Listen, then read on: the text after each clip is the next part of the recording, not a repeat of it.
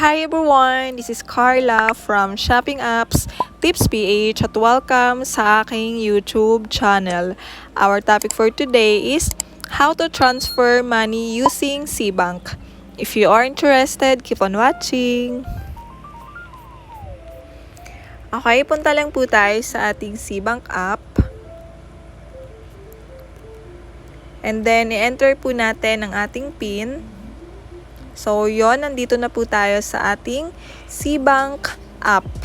So, para makapag-transfer po tayo ng money, i-click lang po natin dito sa baba ang Pay/Transfer. So, yon, i-click po natin itong Cbank. Ayan. So, pwede rin po tayo mag-transfer ng money from Cbank to Cbank. Wala po siyang babayaran na charge, free lang siya. So, yon. And then, i-click naman po natin itong other bank. So, ito po yung mga bank na meron dito sa Cbank. Meron pong BDO, BPI, CIMB Bank, GoTime Bank, Land Bank, Maya Bank, Metro Bank, RCBC, and Union Bank. And then, marami pa pong iba. Ayan. So, magta-transfer po tayo ngayon ng money. Ang pagta-transferan po natin ngayon ay ang Cebuana. Ayan. So, meron na po akong naka-automatic dito. So, ang sisendan po natin ay ito. Ayan. And then, enter lang po natin ang amount. So, for example, ay ayan, 5 pesos. Ayan. Kahit 5 pesos lang yung itatransfer natin sa Cebuana, transfer fee pa rin yan.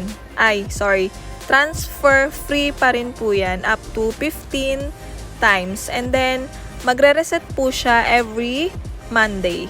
So, kapag na-reach na po natin yung 15 times na yon, hindi na po tayo makaka-avail ng libre.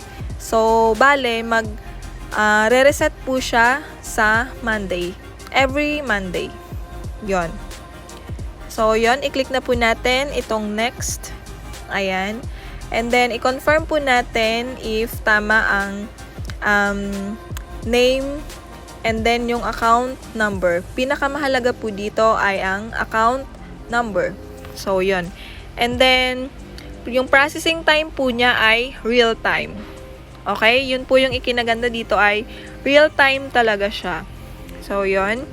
Pwede po natin siyang i-mark as favorite para mag-automatic na siya doon. So, yun. I-confirm na po natin.